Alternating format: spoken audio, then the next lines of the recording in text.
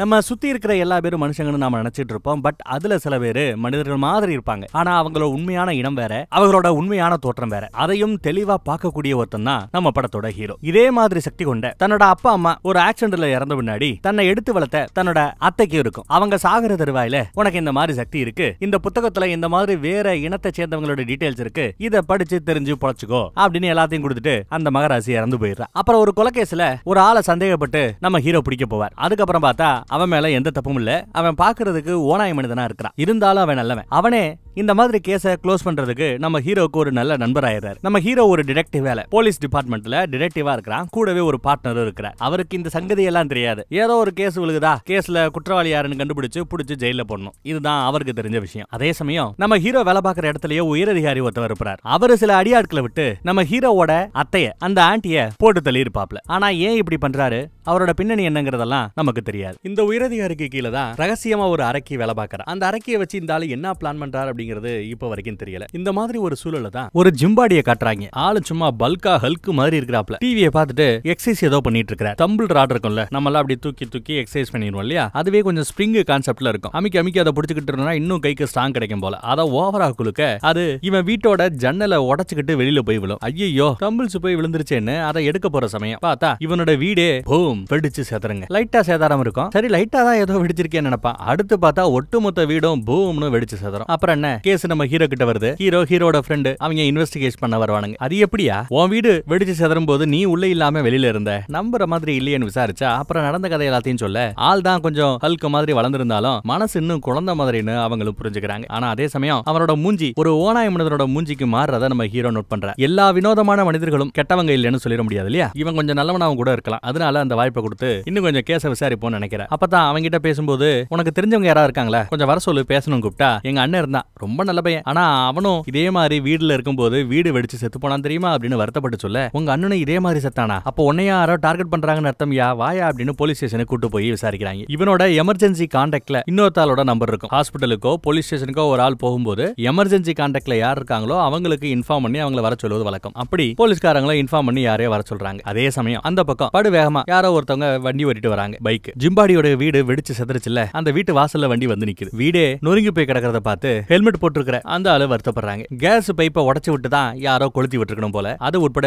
Note பண்றாங்க. அங்க இந்த ஜிம்பாடியுடைய ஃபேமிலி போட்டோ இருக்கும். அப்பா அம்மா அண்ணன் தம்பி தங்கச்சி இப்படி 5 பேர் கொண்ட அழகான குடும்பம். அண்ணன் செத்துட்டான், அப்பா அம்மாவும் இல்ல இறந்துட்டாங்கன்னு நினைக்கிறேன், எப்பயோ இறந்துட்டாங்க. தம்பி நம்ம ஜிம்பாடி இப்போ போலீஸ் ஸ்டேஷன்ல இருக்கிறாரு, ஜஸ்ட் மிஸ்ல எஸ்கேப் ஆயிருக்காரு. இந்த ஹெல்மெட் போட்டுருக்கிறது தான் தங்கச்சி. ஃபேமிலி போட்டோவை பார்த்து ரொம்ப கோவப்படுறா. ஒரு டன் வண்டி எடுத்து கிளம்புறா. போலீஸ் ஸ்டேஷன்ல வச்சு ஜிம்பாடி கிட்ட, எப்ப உன்னை கொலை பண்றதுக்கு யாராவது முயற்சி பண்ண வாய்ப்பு இருக்கா, உனக்கு எதிரிகள் யாராவது இருக்காங்களா அப்படின்னு கேட்டா, பயவுள்ள ஊர்ல ஒரு பயல விடல, எல்லா பேர்கிட்டயும் கடை வாங்கி வச்சிருக்கானா, எல்லா கடைகள்லயும் கடன் சொல்லி தான் தின்றானா, கடங்காரங்க எல்லா பேருமே என்ன கொல்ல முயற்சி பண்ண வாய்ப்பு இருக்குன்றாப்ல சின்ன பிள்ளைத்தனமா பேசிட்டு இருக்காரு. இந்த கேஸை நீங்க சால்வ் பண்ணணும் அப்படின்னா நீங்க ரொம்ப யூனிக்கா விசாரணை பண்ணணும். அப்புறம் இன்னொருத்தன் கூட என்கிட்ட 10 ரூபா கொடுத்தா 20 ரூபா கிடைக்கும், 1 லட்சம் கொடுத்தா 2 லட்சம் கிடைக்கும் சொன்னேன். நல்ல இன்வெஸ்ட்மெண்ட் பிளான் தெரியுமா, ஆமா நீங்க இன்வெஸ்ட் பண்ணிருக்கீங்களா, இன்சூரன்ஸ் போட்டுருக்கீங்களா, இந்த இன்வெஸ்ட்மெண்ட்ல நீங்க இன்வெஸ்ட் பண்ண கூடாது, சேர்த்து விட்டா காசு தருவாங்களாம்பான்னு ரொம்ப பச்சை பிள்ளையா இருக்கிறான். எல்லா பேரும் இந்த பைபிளையே ஏமாத்திட்டு இருக்காங்க பாவம். ஆனா யாரும் சீரியஸான ஆட்கள் இந்த பைல கொல்ல முயற்சி பண்ணிருக்க மாட்டாங்கன்னு அவங்களுக்கே தெரியுது. எமர்ஜென்சி கான்டாக்ட்ல இருந்த ஒருத்தர் நாங்க பேசணும், அவர் வந்திருக்காரு இந்த பைல பாக்குறதுக்குன்னு சொல்ல, யாரா அந்த எமர்ஜென்சி கான்டாக்ட்னு பார்த்தா அட நம்ம ஹீரோவோட ஃப்ரெண்டு அந்த ஓனாய் மனுஷன் வந்திருக்காங்க. டேய் மச்சான் வண்டியாடா வாடா அப்படின்னு கட்டி பிடிக்கிறான். எப்படி இருக்கிற ரொம்ப நாள் ஆச்சுல பாத்துன்னு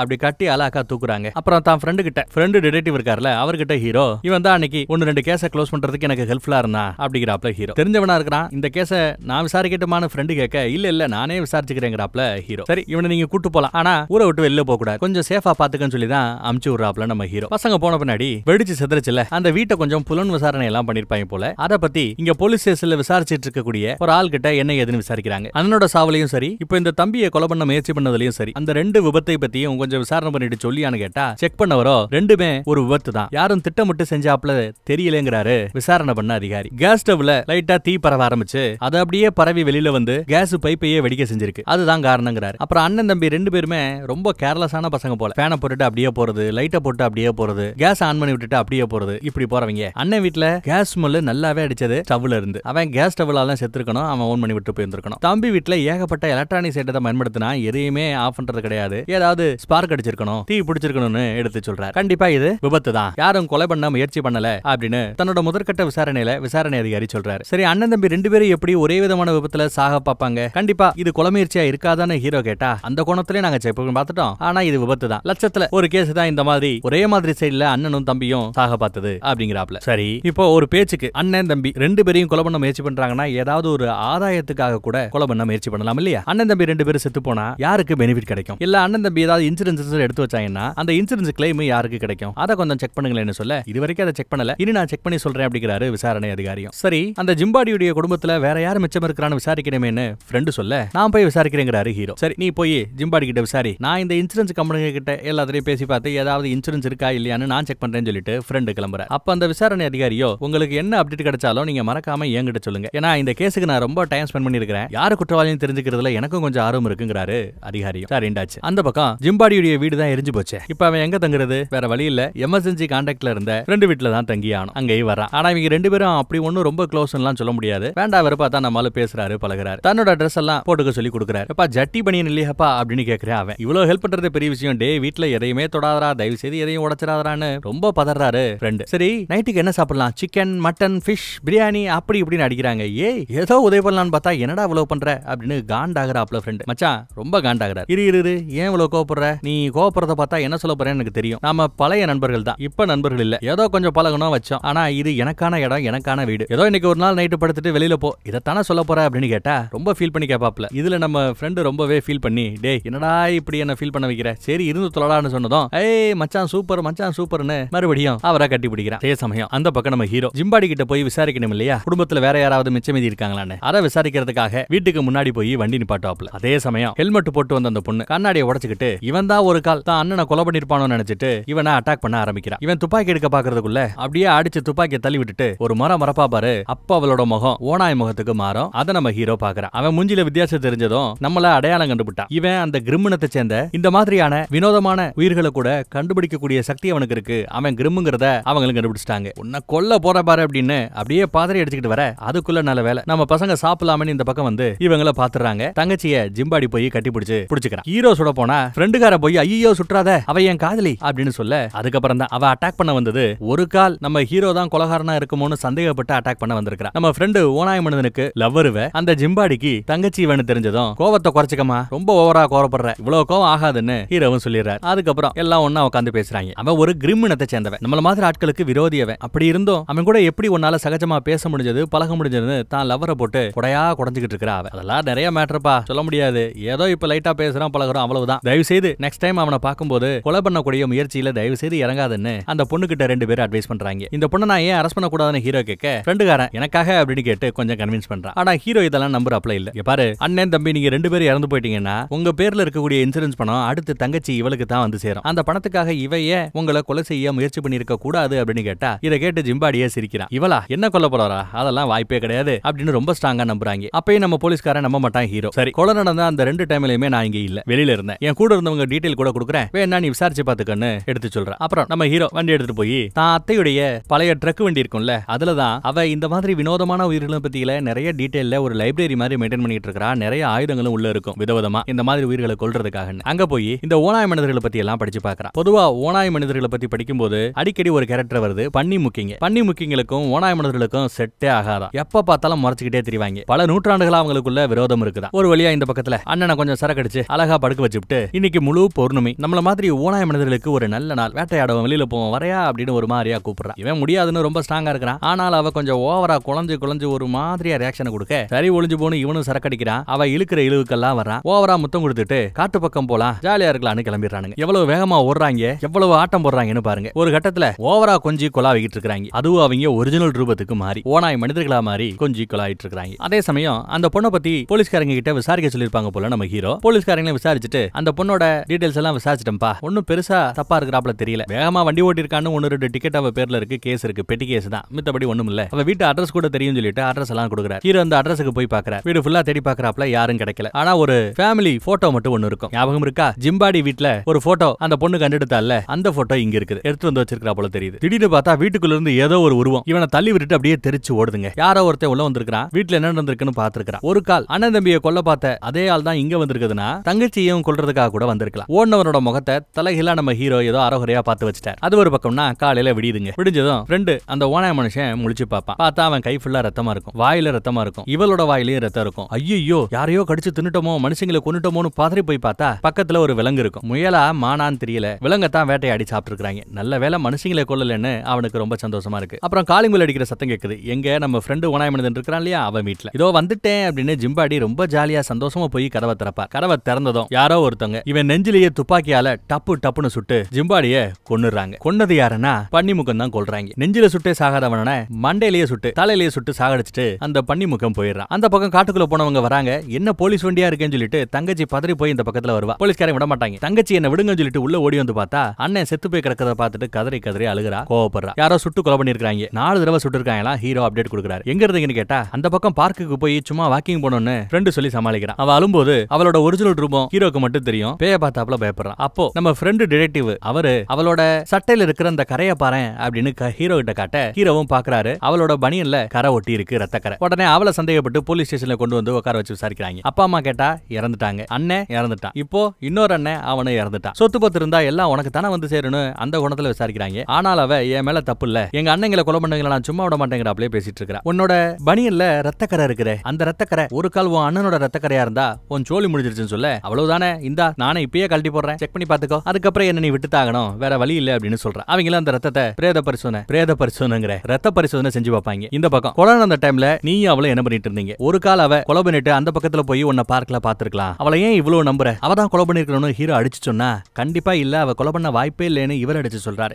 எப்படி அவ்வளவு ஆணித்தரமா அடிச்சு சொல்றேன்னு கேட்டா, ஏன்னா ராத்திரி முழுக்க அவ என் கூட தான் காட்டுல இருந்தா, நாங்க 2 பேரும் லவ் பண்ணிக்கிட்டு இருந்தோம், போதுமா அப்படின்னு போட்டு உடைச்சிடறாரு உண்மை. அப்புறம் அந்த ரத்தத்தை செக் பண்ணி பார்த்ததுல அது ஒரு முயலோட ரத்தம்னு தெரிய வருது. இவ்வளவு கொலை பண்ணலன்னு ஆயிப்போச்சா, ரத்தக்கரையும் முயலோட கரைன்னு ஆயிப்போச்சா, முயலோட ரத்தம்னு ஆயிப்போச்சா. அதனால வேற வழி இல்ல, அவங்க 2 பேரும் விட்டு தான் ஆனோம், அனுப்பிச்சு வச்சுட்டாங்க. ஜோடி அங்க இருந்து புறப்பட்டு போயாச்சு. இப்போ கேஸ்ல யார சந்தேகப்படுறோம்னு தெரியாம இருக்க, அப்போ நம்ம ஃப்ரெண்டு டிடெக்டிவ் இருக்கார்ல, அவர் வந்து விபத்து நடந்த அந்த 2 வீட்லயுமே அந்த கேஸ் வால்வு பக்கத்துல சில கரைகள் சில ரேகைகள் கிடைச்சிருக்கு. அந்த ரேகைகளை நான் சிஸ்டத்தோட கனெக்ட் பண்ணி யார் மேலேயாவது சந்தேகப்பட முடியுமா, இந்த கைரேகைக்கு சொந்தக்காரர்கள் யாருங்கிறத கண்டுபிடிக்க பாக்குறேன், கஷ்டம் தான் இருந்தாலும் முயற்சி பண்ணி பார்ப்போம், ஏதாவது க்ளூ கிடைக்க வாய்ப்பு இருக்குங்கிறாப்ல. இந்த பக்கம் அந்த பொண்ணும் எங்க அண்ணங்க 2 பேர் செத்து போயிட்டாங்க, ஆனா கொலையை ஏன் மேல போட பாக்குது இந்த போலீஸ். அதுலயும் அந்த கிரிம் ஹீரோ கூட எப்படி அவனால ஃப்ரெண்ட்ஷிப் வச்சுக்க முடியுதுன்னு தான் காதலனை திட்டி தீக்கிறா இவ. நாங்க ஒன்னும் ஃப்ரெண்ட் இல்ல, ஏதோ 1-2 கேஸ்ல ஒன்னா ஒர்க் பண்ணிருக்கோம் அவ்வளவுதாங்கறா. யாரு கொலையாளியாவனா இருந்துட்டு போட்டோம், அவங்களோட அடுத்த டார்கெட் கண்டிப்பா நீ தான் இருப்ப, நீ பாதுகாப்பா சேஃபா இருக்கணுங்கிறாரு ஃப்ரெண்ட். காதல எவ வேணாலும் வரட்டும் நான் பாத்துக்கிறேன்னு ரொம்ப துடிப்பா பேசுறா. கோவப்படாத, பதட்டப்படாத, இப்படியே பிஹேவ் பண்ணனா உனக்கும் ஆபத்தா போயிடும், யாரோ உன்னை தேடுறாங்க, தயவு செய்து என் பேச்ச கேளு, அமைதியாரு, கோவப்படாதன்னு திரும்ப திரும்ப சொல்ல, உனக்கு ஏதோ மேட்டர் தெரிஞ்சிருக்கு என்கிட்ட சொல்ல மாட்டேங்கிற, சொல்லு என்ன மேட்டர்னு கேட்க,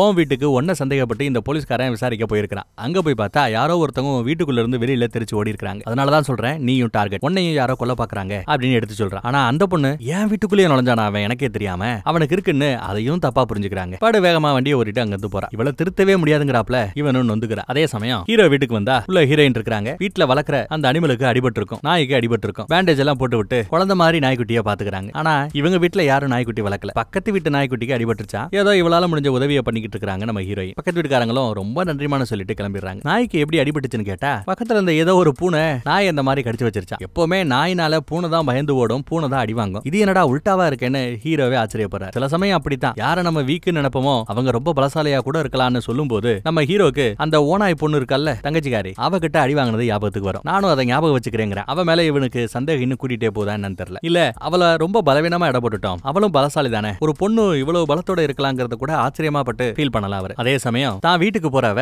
வீட்டுல இன்னொரு ஆளோட நடமாட்டத்தை மோப்பம் பிடிக்கிறா. அதுலயும் குறிப்பா இவங்க ஃபேமிலியா ஒரு போட்டோ எடுத்திருந்தாங்கல்ல, அந்த போட்டோவை யாரோ ஒருத்தங்க கையில வச்சு பாத்துருக்காங்க, கீழே போட்டுட்டு போயிருக்காங்க. அந்த மோப்பத்தை பிடிச்சிட்டு அப்படியே பயங்கர கோவப்படுறா. அந்த வாசம் இவளால மறக்கவே முடியாது, இங்க அடிச்ச அந்த வாசம் ஒரு பன்னியுடைய வாசம். சோ பன்னி முக்கியங்க தான் இத பண்ணதை இவ கண்டுபிடிச்சிடறா. அதே சமயம் இந்த பக்கம் போலீஸ் ஸ்டேஷன்ல அந்த புதுசா ஏதோ கைரேகை கிடைச்சதுன்னு செக் பண்ணி பார்த்தாங்கல்ல, செக் பண்ணி பார்த்ததுல பெருசா ஒன்னும் டேட்டாபேஸ்ல எந்த ஒரு குற்றவாளி கூடயும் மேட்ச் ஆகல. ஆனா அறகுறையா ஒரு இடத்துல மேட்ச் ஆயிருக்கு, வேற ஒரு இடத்துல 2 கொலை நடந்திருக்கு. கொலை செய்யப்பட்டவங்களோட கைரேகையோட இங்க கிடைச்ச கைரேகை அறகுறையா ஒத்து போயிருக்குங்கிறாப்ல ஃப்ரெண்ட் டிடெக்டிவ். அது எப்படியா, 2 பேரும் ஏதோ ஒரு இடத்துல நடந்த கொலையில செத்து போயிட்டாங்க, அவங்க கைரேகையோட இப்ப கிடைச்ச கைரேகை ஒத்து போகுதா, இது சாத்தியம் இல்லையே. ஆமா செத்து போனவங்க 2 பேர் யாருன்னு பார்த்தா இந்த படத்தோட ஸ்டார்டிங் சீன்ல பாத்திருப்பீங்கல்ல, ஒரு விசாரணை அதிகாரி இருந்தார் சொன்னார்ல, 2 வெடிமே 2 வீடு வெடிச்சு செத்துருச்சுல, அது 2மே விபத்து, யாரும் பிளான் பண்ணி பண்ணலன்னு ஒரு விசாரணை அதிகாரி சொன்னார்ல, அவரோட கூட பிறந்தவங்க தான் செத்து போன அவங்க 2 பேர். அது மட்டும் இல்லாம அந்த வெடி விபத்து 2மே ஆக்சிடென்ட் தான் அப்படின்னு விசாரணை அதிகாரி சொன்னார். அவர் அப்ப உள்நோக்கத்தோட சொல்லியிருக்கிறார். தனக்கு இந்த கேஸுக்கும் சம்பந்தம் இருக்கிற மேட்டரை மறைச்சிருக்கிறார். ஒரு கால் தன்னோட பிரதர்ஸோட சாவுக்கு இவர் பழி வாங்குறாரோ என்னவோ, இவர் கூட கொலை செஞ்சிருக்கலாம், ஆனா எல்லாத்தையும் விபத்துன்னு கணக்கு காட்டியிருக்கலாம், நம்ம பய மேலதான் கடைசியில எனக்கு சந்தேகம்னு ஃப்ரெண்ட் டிடெக்டிவ் சொல்றார். அப்புறம் இந்த டீடைல் எல்லாத்தையும் மேலதிகாரி கிட்ட எடுத்து சொல்ல, கேப்டன் கிட்ட எடுத்து சொல்ல, என்னையா நம்ம டிபார்ட்மெண்ட்ல இருக்கக்கூடிய ஒரு விசாரணை அதிகாரியே விசாரிக்கணுமா அப்படின்னு மேலதிகாரி கேட்கிறார். கேப்டன் கேட்கிறார், ஆனா அதற்கு முகாந்திரம் இருக்குது. எங்களோட தியரி என்னன்னா, ஒரு கால் இந்த கோவக்கார தங்கச்சி இருக்கிறாள்ல, அவ விசாரணை அதிகாரியுடைய பிரதர்ஸை ஏதாவது செஞ்சிருக்கணும், அதுக்கு பழி வாங்குறதுக்காகத்தான் விசாரணை அதிகாரி அந்த பொண்ணோட குடும்பத்தை ஏதோ செய்யறாரு, இதுதான் எங்க தியரின்னு எடுத்து சொல்றாங்க. சரி, காதும் வச்சு அவரை விசாரிங்க, ஏன்னா அவர் மேல இது வரைக்கும் ஒரு எஃப்ஐஆர் கூட ஃபைல் ஆகல, கிளீன் ரெக்கார்ட் இருக்கு, மேட்ரு மீடியாக்கு போக கூடாதுங்கிறாரு. நம்ம ஃப்ரெண்டு ஓனாயமனதனோட வீட்டுல தானே துப்பாக்கியால குண்டடிபட்டு ஜிம்பாடி செத்து போயிருப்பார். அவரோட ரத்த கரை எல்லாத்தையும் தேய்ச்சு கிளீன் பண்ணிக்கிட்டு இருக்கிறாப்ல இந்த லவர் பாய். எப்பவும் போல கோவத்தோட விறுவிறுன்னு வர்றான். எங்க அண்ணங்களை கொன்னது யாருன்னு எனக்கு தெரிஞ்சிருச்சு, அந்த விசாரணை அதிகாரி அவன் ஒரு பன்னிமுக்கை, அவன் தான் கொலை பண்ணிருக்கான், வாசனைய புடிச்சிட்டல்ல அப்படின்னு இந்த பொண்ணு வந்து சொல்றா. பன்னிமுக்கடா அப்படின்னு ஆச்சரியப்பட்டு கேட்கிறார். ஒரு பன்னிமுக்கை ஓனாய் மனிதர்களாகிய நம்மள கொலை பண்ண முடியுமா அப்படின்னு கேட்கிறார். 100% ஷேர் அவன் தான் பண்ணிருக்கணும் இந்த பொண்ணு சொல்றா. நானே களத்துல இறங்கி அந்த பையல கொல்ல போறேன்னு பேசினா, தயவு செய்து நீ களத்துல இறங்காத, நான் பாத்துக்கிறேன்னு பேசுறாப்ல இவரு. நேத்து உன் பேச்ச கேட்டு நான் காட்டு பக்கம் வராம இருந்திருந்தா இந்நேரம் உங்க அண்ணன் உயிரோட இருந்திருப்பான், தயவு செய்து அவசரப்படாத, டென்ஷன் ஆகாதன்னு அட்வைஸ போட்டா, உன்னை போய் நம்பி வந்தேன் பாரு, என்ன சொல்லணும்னு கோவப்பட்டுட்டு அந்த பொண்ணு விறுவிறுன்னு அங்க போயிடுறா. உள்ள வந்த இவனால சும்மா இருக்க முடியல, ஏன்னா எவ்வளவோ ஏத்தி பேசி விட்டு போயிட்டா, ரொம்ப கோவப்படுறாப்ல இவரும். இவனு ஏன் இவ்வளவு கோவப்படுறான், இவன் குடும்பத்தை அவங்க ஒண்ணும் செய்யலையே பண்ணி முக்கிங்க அப்படின்னு நமக்கு தோணும். இப்ப எங்கிட்ட ஹீரோக்கு போன் கால் வருது. தங்கச்சி வேகமா வந்தா இவங்க குடும்பத்தை கொலை பண்ணது யாருன்றத அவ கண்டுபிடிச்சிட்டா சொல்றா. பன்னிமுக்கம் தான் இதெல்லாம் பண்ணானாமே அப்படின்னு எடுத்து சொல்றா. எது பன்னிமுக்கனான்னு நம்ம ஹீரோ கேக்குறார். அந்த வாசம் போலீஸ் ஸ்டேஷன்ல அடிச்சிருக்கு, அவ மோப்பம் பிடிச்சிருக்கா. சோ உங்க போலீஸ் ஸ்டேஷன்ல ஏதோ ஒரு அதிகாரி தான் கொலையாளியா இருக்கணும்னு அவ சந்தேகப்படுறா. உனக்கு யார் அந்த கொலையாளின்னு தெரியுமா அப்படின்னு இவன் கேட்டா, ஹீரோவும் ஒரு ஆள் மேல எனக்கு சந்தேகம் இருக்குங்கிற, தயவு செய்து அந்த பையலை நீங்க காப்பாத்தி வைங்க, நீங்க அவளை காப்பாத்தலன்னா அந்த கொலைகாரனை அந்த பன்னிமுக்கனை நீங்க காப்பாத்தல இவ கொலைகாரி ஆயிடுவா, பழிக்கு பழி பாக்குறதுக்காக ரத்த வாட பாக்குறதுக்காக அவ வெறிகொண்டு வந்துகிட்டு இருக்கா அப்படின்னு சொல்லிட்டு வச்சிடறாரு. அதே சமயம் இந்த பன்னிமுக்க இருக்கான்ல உயரதிகாரி, விசாரணை அதிகாரி, அவர்கிட்ட போய் எப்பா நீ விசாரிச்சு அந்த 2 கேஸுமே விபத்துன்னு சொன்ன, நாங்க எதுக்கும் தேர்ட் ஒப்பீனியன் வாங்குறன்றதுக்காக வெளியில இன்னொரு இடத்துல கொடுத்துருக்கோம்னு சொல்ல, ஏன் என்ன சந்தேகப்படுறீங்களான்னு இவர் கேட்கிறாரு. இல்லப்பா அது எப்படிப்பா ஒரே குடும்பத்தை 2 பேரு ஒரே மாதிரி செத்து போடுவாங்க, இல்ல கொலை பண்ண முயற்சி பண்ணுவாங்க, அதுவும் 1 மாச கேப்ல, கண்டிப்பா இதுல சந்தேகம் இருக்கிறது எங்களுக்கு, உனக்கு எங்கள மாதிரி ஏன் யோசிக்க தோணலன்னு கேட்டா, நான் கரெக்டா தான் விசாரணை பண்ணேன், என்னோட விசாரணையில எந்த தப்பும் இல்லைன்னு தான் பேசுறாப்ல அந்த விசாரணை அதிகாரி. என்னைய சந்தேகப்படுறீங்களா, என்னைய சந்தேகப்படுறீங்களா கேட்டா, ஆமையா சந்தேகப்பட்டு தான் ஆகணும், உன் பிரதர்ஸோட சாவுக்கும் இப்ப நடக்கிற கொலைக்கும் சம்பந்தம் இருக்குதானே அப்படின்னு பேச, அந்த ஒரு கணம் தன்னை மறந்து தன்னோட சுயரூபத்தை அவன் காட்டிடுறான். இவன் தான் அந்த பன்னிமுக்க. ஹீரோ மூஞ்சிய பார்த்ததும் கன்ஃபார்ம் பண்ணிட்டாரு, இவன் தான் கொலை பண்ணிருக்காங்கறத. பார்ப்பா உனக்கு என் மேல ஏதாவது சந்தேகம் இருந்தா, என் மேல உனக்கு நான் தான் கொலைகாரன்னு ஒரு ஃபீல் வந்தா, என் மேல எஃப்ஐஆர் ஃபைல் பண்ணு, கேஸ பாத்துக்கிறேன், கோர்ட்ல பாத்துக்கிறேங்கிறாப்ல. நடக்கிற கொலைகள் பல ஜென்மத்து பகை, குடும்ப பகை, நீ ஒரு கிரிம்மு தானே, உனக்கு இது தெரியாது, பன்னிமுக்கியங்களுக்கும் ஓனாய் மனிதர்களுக்கு எப்பவுமே ஆகாதுன்னு உனக்கு தெரியாது அப்படின்னு கேட்கிறார். ஆமா, சாதாரணமா காட்டுக்குள்ள கூட நீங்க ஓனாய்களை பாருங்க, பண்ணிய பார்த்தா விடாது, விரட்டி கடிச்சு கொள்ளும். எவ்வளவு நாள் தான் நாங்களும் ஓடிக்கிட்டு இருக்கிறது, பழிக்கு பழி வாங்கியிருக்கிறேன் அவ்வளவுதான் அப்படின்னு சொல்லிட்டு விறுவிறுன்னு அந்த விசாரணை அதிகாரி அங்கிருந்து கீழே கிளம்பி போயிடுறாரு. இங்க மச்சான் ஓனாய் மனிதன் இருக்கிறான்ல, அவன் வீட்டு கதவை தட்டுறாரு ஹீரோ. உள்ள வந்ததும் எங்க அவனு வீடு முழுக்க தேடுறான். அவன் இங்க இல்லையேங்கிறாப்ல இவரும். அவதாப்பா கொலைகாரி, அந்த பன்னிமுக்கனோட பிரதர்ஸ கொலை பண்ணது இவதான், அதனாலதான் அவரு பழிவாங்க இப்போ இவளோட பிரதர்ஸ கொலை பண்ணி இருக்கிறாப்ல, அவளை கண்டிப்பா பிடிச்சு ஜெயில போடுவேன்னு சொன்னா, எப்பா அவ கொலை பண்ணிருக்கலாம், பதிலுக்கு இப்போ தன்னோட 2 சகோதரர்களை அவ இழந்திருக்கிறா, அதுக்கு இதுக்கு சரியா போச்சு. உங்களுக்கு புரியல, நீங்க மனிதர்களுக்காக ஏற்றப்பட்ட சட்ட திட்டத்தை வச்சு எல்லாத்தையும் இட போடக்கூடாது, இது பல நூற்றாண்டுகளா இருக்கக்கூடிய ஓநாய்களுக்கும் பன்னிகளுக்குமான பகை. சரி இதெல்லாம் இதுக்கு நான் உங்ககிட்ட சொல்லிட்டு இருக்கேன், எனக்கு இந்த பிரச்சனைக்கு சம்பந்தம் இல்ல, ஆளை விடுங்க சாமி அப்படிங்கிறாப்ல. கண்டிப்பா உன்னால அவளை தேடி பிடிக்க முடியாது, பிடிச்சாலும் அரெஸ்ட் பண்ண முடியாதுங்கிறாப்ல. இப்போ அரெஸ்ட் பண்றது முக்கியம் இல்ல, இவங்க 2 பேரும் ஒருத்தருக்கு ஒருத்தர் சண்டை போட்டு யாரும் செத்துறக்கூடாது, அதுதான் முக்கியம். இனி ஒரு கொலை விழக்கூடாது, அதை நம்ம தடுக்கணும் அப்படின்னு சொன்னா, ஆல் தி பெஸ்ட் பா, உன் வேலை தானே இது, நீ பாரு என்ன எதுக்கு கூப்பிடுறேன்னு கையை கழுவிடுறாரு இந்த ஃப்ரெண்ட். என்னப்பா உன் காதலி இல்லையா அப்படின்னு கேட்டா, இல்லப்பா காதலி இல்லதான், ஏதோ ஒரு காலத்துல லவ் பண்ணோம், ஆனா இப்போ அவ கம்ப்ளீட்டா மாறிட்டா, அவ கூட போனா பழகணும்னா வாழ்ந்தேன்னா அப்புறம் மறுபடியும் நானு பழைய விலங்காயிடுவேன். ஒரு நாள் அவ கூட பழகினதுக்கே காட்டுல முயலையும் மானையும் வேட்டையாடி தின்றுக்கிறேன், மனிதர்களை வேட்டையாடக்கூடிய நிலைமைக்கு நான் வந்தாலும் ஆச்சரியப்படுறதுக்கு இல்ல, அவளுக்கு எனக்கு செட் ஆகாதுன்னு கைய வரிக்கிறார். எனக்கு அவ சாகிறதுல விருப்பம் இல்ல, ஆனா அதே மாதிரியே நீ அவளை அரெஸ்ட் பண்றதுலயும் எனக்கு விருப்பம் இல்ல, ஏன்னா இது இயற்கை, இது நேச்சர், புரிஞ்சுக்குங்க, அவ தப்பிச்சு போனா எனக்கு சந்தோஷம் அப்படிங்கிறாப்ல. அவ பேசாம இங்க இருந்து ஓடி போயிருந்தா நல்லா இருக்கும் அப்படின்னு ஃபீல் பண்றான். ஆனா அது நடக்காது, எல்லாம் தெரிஞ்சு நான் எப்படி ஒரு கொலைகாரிய அரெஸ்ட் பண்ணாம இருக்கிறது அப்படின்னு கேட்கறான். சரி உனக்கு சொன்னா புரியாது, இப்போ உண்மையை சொல்லணும்னா அந்த பன்னிமுக்கியம் சாகணும்னு எனக்கே விருப்பம் தான், உனக்கு புரியுதா இல்லையா? அந்த பன்னிமுக்கனை பத்தி பேசும்போது நான் இன்னும் கண்ட்ரோலா இருக்கிறது எவ்வளவு பெரிய விஷயம் தெரியுமா? என்னோட நாடி நரம்பு சதன அத்தனையும் நான் இறுக்கி கண்ட்ரோல் பண்ணிட்டு உங்ககிட்ட பேசிட்டு இருக்கிறேன். அவளுக்கு உதவி செய்யணுன்றதுக்காக அவனை கொல்லணும்னு நினைக்கல, நாங்க ஓநாய்கள், இது எங்க ரத்தத்துல கலந்துருக்கு, இப்ப என்ன சொல்ற, உட்காரையா, சரக்கு ஊத்தி கொடுக்குறேன், விருப்பப்பட்டா சாப்பிடு, இல்லையா வீட்டை காலி பண்ணிட்டு போயிட்டே இரு அப்படின்னு சொல்லிட்டு அவ அடுக்க கிச்சன் பக்கம் போயிடுறான். அவ இப்போ போலீஸ் ஸ்டேஷனுக்கே வந்துட்டா. அழகா ட்ரெஸ் பண்ணிட்டு ஒண்ணுமே நடக்காத மாதிரி ஏதோ ஒரு கேஸ் கொடுக்க வர்றாப்ல போலீஸ் ஸ்டேஷனுக்குள்ளேயே வர. அந்த வாடையை பிடிச்சு உள்ள விசாரணை அதிகாரியுடைய டெஸ்க் வரைக்கும் கண்டுபிடிச்சு வந்தாச்சு. ஏதோ தேடி ஏதாவது கிடைக்குமா அப்படின்னு பாத்துட்டு இருக்கும்போது இன்னொரு போலீஸ் ஆபீசர் வந்து, என்ன பண்ணிட்டு இருக்கிற, இங்க உனக்கு என்ன வேலை அப்படின்னு கையங்கலமா பிடிச்சிட ஆட்சி போட்டு எல்லா பேரையும் தள்ளி விட்டுட்டு அவ தெரிச்சு ஓடிடுறா. போலீஸ் ஸ்டேஷனுக்கே அவ கொலவரியோட வந்திருக்கான்னா மேட்டர் ரொம்ப பெருசு. பழிக்கு பழிக்காக நடந்துகிட்டு இருக்கிற யுத்தம் இது. இவகிட்ட அவ மாட்டினாலும் சரி, அவங்கிட்ட அந்த பன்னிமுகம் கிட்ட இவ மாட்டினாலும் சரி, யாரோ ஒருத்தர் சாகிறது நிஜம். சீக்கிரம் அதை தடுக்கணும்னு சொல்லி போறாங்க. அதே சமயம் அந்த பக்கம் அவசரமா வண்டி எடுத்துட்டு போனவ என்னத்தையோ விட்டுட்டு போயிடுறா. கீழே விழுந்துரு. மேபி கோட்டா கூட இருக்கலாம். இந்த பக்கம் எந்த பிரச்சனையும் வேண்டான்னு ஒதுங்கி போக நினைச்ச நம்ம பைய வீட்டுக்குள்ளேயே துப்பாக்கியோட பன்னிமுகம் வந்து நிக்கிறா. என்னையா துப்பாக்கியோட வந்து நிக்கிற அப்படின்னு கேட்டா, உனக்கு எனக்கும் பிரச்சனை இல்லைங்கிற அவன். அப்புறம் ஏன் துப்பாக்கியை நீட்டி பேசிட்டு இருக்கிறேன்னு கேட்டா, என்ன அடிச்சு நீங்க சாப்பிட்டீங்கன்னா ஆஃப்டர் ஆல் நான் ஒரு பண்ணிதானே அப்படிங்கிறாரு. ஆனா நம்ம பைய இவரை பார்த்து பயப்படல. கையில இருக்கிற பேக மெதுவா வையின்னு சொல்ல மெதுவா வச்சாச்சு. நகண்ட சுற்று வேணும் மிரட்டுறாரு. எனக்கு தெரியும்டா, உங்ககிட்ட கேட்டாலும் உன் காதலே நீ எனக்கு காட்டி கொடுக்க மாட்டேன். ஆனா உங்ககிட்ட நான் ஒன்னு சொல்லணும். இப்ப நடக்கிற யுத்தம் அவளோட என்னோட முடிஞ்சு போச்சு. நீ உள்ள வரக்கூடாதுங்கிறாப்ல. என்ன விளாடுறியா, நீ என் ஃப்ரெண்டையே கொலை பண்ணிருக்கிற, மறந்துட்டியான்னு நம்ம ஓனாயமனதன் கேக்குறான். இது பரம்பரை பகை. என் பிரதர்ஸோட சாவுக்கு நான் பழி வாங்கி இருக்கிறேன், தப்பு இல்லங்கிறாப்ல. ஏய், அவன் குழந்தை மனசுக்காரன்டா, அவனை போய் கொல்றதுக்கு உனக்கு எப்படா மனசு வந்ததுன்னு கேட்டா, என் பிரதர்ஸும் தான் நல்லவங்க, உன் காதலி அதுக்காக விட்டு வச்சாலா, கொலைக்கு கொலை சரியா போச்சு, காலங்காலமா உங்களை பாத்துக்கிட்டே ஓடிக்கிட்டே இருக்கணுமா, இனி எதிர்த்து நிப்போங்கிறாப்ல. நான் வந்ததே அவளுக்கு நீ ஒரு மெசேஜ் கொடுக்கணும், அதுக்காகத்தான். சரி, ஏதோ நானும் கொஞ்சம் இறங்கி வர்றேன், பழிக்கு பழி சரியா போச்சு, இதுக்கப்புறம் நான் அவளை கொலை பண்ண மாட்டேன், அவளும் என்ன ஃப்ரீயா விட்டுறணும், எதுவும் பண்ணக்கூடாது, இதுதான் மெசேஜ் சொல்லிடுங்கிறாப்ல. சரி, என்னால போய் சொல்ல முடியும், மெசேஜ் டெலிவரி பண்ண முடியும், ஆனா அவ என் பேச்சை கேட்பாங்கன்னு நீ நினைக்கிறியான்னு கேட்கறாப்ல. அவ மாற மாட்டாங்கிறாப்ல. மாற்றம் ஒன்று மட்டுமே மாறாதது, முயற்சி பண்ணா வாய்ப்பு இருக்குன்னு பேசுறாரு. நானே இப்ப முயற்சி பண்றேன்ல, அதே மாதிரி அவளையும் முயற்சி பண்ண சொல்லுன்னு சொல்லிட்டு அப்படியே இவரை பார்த்துட்டு அப்படியே வீட்டை விட்டு வெளியில போறாருங்க. அதே சமயம் போலீஸ் ஸ்டேஷன்ல ஏட்டையா வந்து ஒரு அப்டேட் கொடுக்குறாப்ல. அந்த தங்கச்சியுடைய வீட்டையும் எவனோ கொளுத்தி போட்டான் போல. மேட்டரை கேள்விப்பட்டதும் சரி, நான் அந்த பன்னிமுகனோட, அதாவது இவங்களோட விசாரணை அதிகாரி அவரோட வீட்டுக்கு போய் நான் என்ன எதுன்னு செக் பண்றேன், நீ தங்கச்சியுடைய காதலன் இருக்கிறான்ல அவன் வீட்டுல போய் செக் பண்ணு சொல்லிட்டு எல்லாத்தையும் தனியா விட்டுட்டு இவன் தனியா போறான். உள்ள இருந்தா அரெஸ்ட் ஆயிடு, நான் துப்பாக்கியோட உள்ள வரேன்னு எச்சரிக்கை கொடுத்துட்டு தான் உள்ள வரான். விடு முழுக்க தள்ளட போட்டு தேடி பாக்குறான், ஆளை காணோம். என்னடா ஆளை காணாமன்னு பார்த்தா பாத்து டப்புல ஃபுல்லா சகதியை நிரப்பி அதுக்குள்ள படுத்து கிடந்தவரு இப்ப சத்தம் போடாம அப்படியே மேல வரார். ஹீரோவும் பாத்துறாப்ல. ரிலாக்ஸியா, சுற்றாதையா, நான் தாயா அப்படிங்கிறாரு விசாரணை அதிகாரி. என்னையா பண்ணு கேட்டா, இதுதான் எங்களோட படுக்கை, இப்படித்தான் நாங்க படுப்போம், நாங்கெல்லாம் பண்ணி மனிதர்கள், இப்படித்தான் படுப்போங்கிறாப்ல. தலைவேளை நீயே வந்தா எனக்கு சந்தோஷங்கிறாப்ல. ஏப்பா சந்தோஷமா ஃபீல் பண்ணு கேட்டா, உனக்கே தெரியும் நீ ஒரு கிரிம் தானே, அன்னைக்கு என் மூஞ்சியை பார்த்து தானே ஒரு கணம் நீ ஒரு மாதிரி உன் மூஞ்சி மாறுச்சு, அதை நான் ஃபைன் பண்ணிட்டேன், நீ கிரிம்மா இருந்தா எனக்கு சந்தோஷம். இப்போ ரெண்டு இனத்துக்கு நடுவுல பிரச்சனை, நீ தான் ரெண்டு பேருக்கு நடுவுல பைசல் பண்ணணும், அவ ஒரு அரக்கி, அவ பின்னாடி தான் நீ போகணும், அவளை தான் நீ தேடணும், ஆனா ஒரு மான்ஸ்டரை விட்டுவிட்டு ஒரு பண்ணி பின்னாடி அலையற அப்படின்னு கேட்டா, நீ தானே ரெண்டு பேரை கொலை பண்ணிருக்கிற அப்படிங்கிறாரு. நான் கொலை பண்ணது மனிதர்களை இல்ல, ரெண்டு ஓநாய மனிதர்களை, ரெண்டு ஓநாய்களை, விலங்குகள்ங்கிறாப்ல. ஏய், அதுக்காக அவளோட சின்ன அண்ணனை அவனை ஏயா கொலை பண்ண, அவன் குழந்தை மனசுக்காரையா, அவனை போய் கொலை பண்ணையா,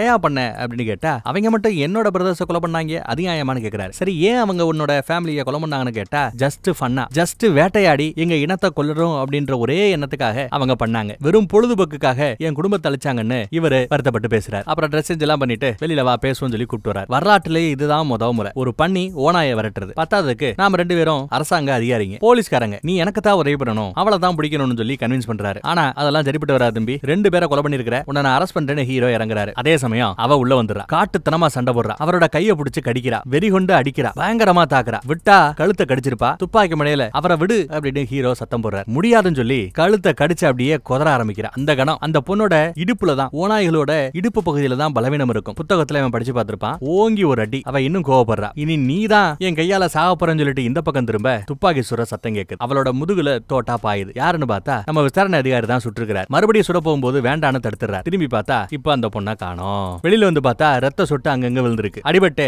ஒரு வழியா வண்டி எடுத்துட்டு அவ அங்க இருந்து எஸ்கேப் ஆகி ஓடி இருப்பா போல தெரியுது. அப்புறம் விசாரணை அதிகாரி அடிபட்டு கிடந்தாருல, அவர் ஆம்புலன்ஸ்ல ஏத்திட்டு போறாங்க. அவருக்கும் ஒரு வகையில தண்டனை கிடைச்சாப்லதான். அடிபட்டாச்சு. அடுத்து போலீஸ் கேஸ் விசாரணை இப்படி எல்லாம் போய்கிட்டு இருக்கும். இந்த பக்கம் காதலனும் தான் காதலே நினைச்சு செத்து போனதா மச்சான நினைச்சு ரொம்ப ஃபீல் பண்ணி அழுதுட்டு இருக்காரு. போன போட்டு அவ வந்தாளா அப்படின்னு விசாரிச்சா, இங்க பாரு ரொம்ப வருத்தத்துல இருக்கிறேன், தயவு செய்து என்ன இப்படி டிஸ்டர்ப் பண்ணாத, அவ்வளவுதான் உனக்கு மரியாதைன்னு சொல்லிட்டு போன வச்சிடற. அதே சமயம் இவரோட வீட்டுக்கு வெளியில ஏதோ சத்தம் கேட்கும். என்ன சத்தம் கேக்குதுன்னு இவரும் வரார். ஸ்மெல் பண்ணி பார்த்தா தான் காதலியுடைய ஸ்மெல் மாதிரி இருக்கு. வெளியில வந்து பாக்குறார். பார்த்தா அவளோட ஃபேமிலி போட்டோ அங்க சுத்தி இங்க சுத்தி கடைசியில இவர் வீட்டு வாசல்ல இருக்கு. இதுக்கு என்ன அர்த்தம், தங்கச்சி தான் கொண்டு வந்து போட்டு போயிருக்கா. இங்க ஞாபகார்த்தமா இந்த போட்டோவாவது உங்ககிட்ட இருக்கட்டும், நான் போயிட்டு வரேன்னு ஒரு குட் பை சொல்ல வந்திருக்கா. வெறும் போட்டோவை போட்டுட்டு போயிருக்கா. இதை வச்சு அவரும் புரிஞ்சுக்கிறாப்ல. சரி, தான் காதலி எங்க இருந்தாலும் நல்லா இருக்கட்டுமேன்னு, எக்ஸ்ல வருதானே நல்லா இருக்கட்டுமேன்னு அவரும் ஃப்ரீயா விட கதை இந்த இடத்துல முடியுது. நல்லா இருந்துச்சுல்ல? வேற ஒரு நல்ல அமானுஷ்ய கதையோட மறுபடியும் நான் உங்களை சந்திக்கிறேன். அதுவரை இது உங்கள் பாலா. தேங்க்யூ.